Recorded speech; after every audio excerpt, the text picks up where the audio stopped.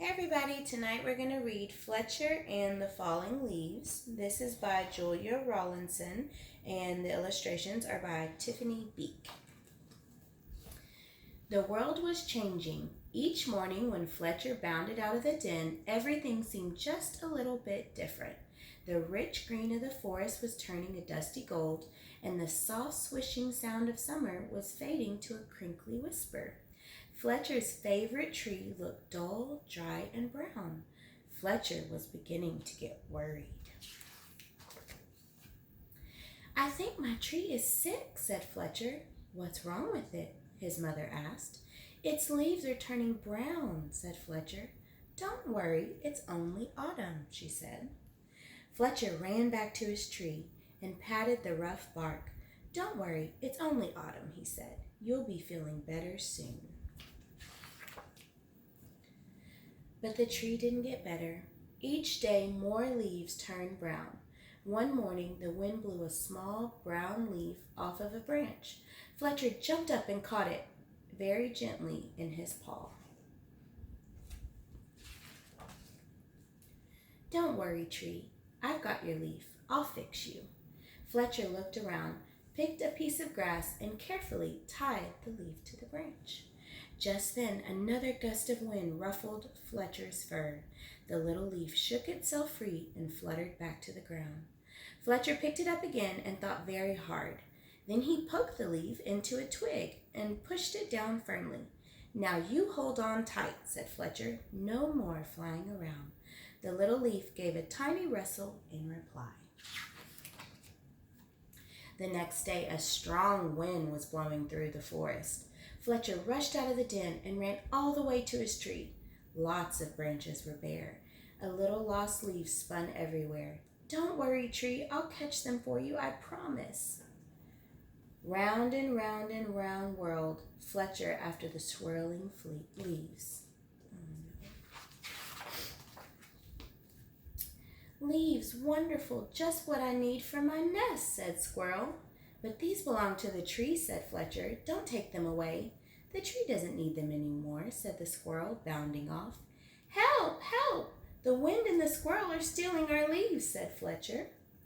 "Leaves? Terrific! Just what I need to keep warm," said a porcupine, rolling around. "But these belong to the tree," said Fletcher, plucking leaves from the porcupine needles. "Not anymore," said the porcupine, and away he rolled. "Help! Help! The wind, the squirrel, and the porcupine are stealing our leaves," cried Fletcher. Suddenly, a flock of friendly birds swooped down from the sky. They picked up the leaves in their beaks and poked them onto the tree's branches. Soon the tree was leafy again, and Fletcher flopped down and smiled. "Thank you, birds, thank you," he gasped as the birds fluttered away. He lay looking up through the leaves at the sky and drifted off to sleep. But the wind continued to blow and the branches still danced. The leaves shivered and shook themselves and began to wiggle free. They tossed and turned and twitched and twirled and tumbled to the ground. They brushed Fletcher's ears and nose and filled his dreams with a whispering sound.